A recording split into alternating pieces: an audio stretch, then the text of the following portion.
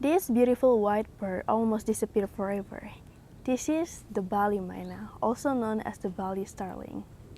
It's found naturally only on the island of Bali, Indonesia. And here's something I found really interesting. Bali mynas love taking baths. After splashing around in the water, they carefully clean every single feathers with their beaks before drying themselves under the sun. That's how they keep their beautiful white feathers clean and shiny.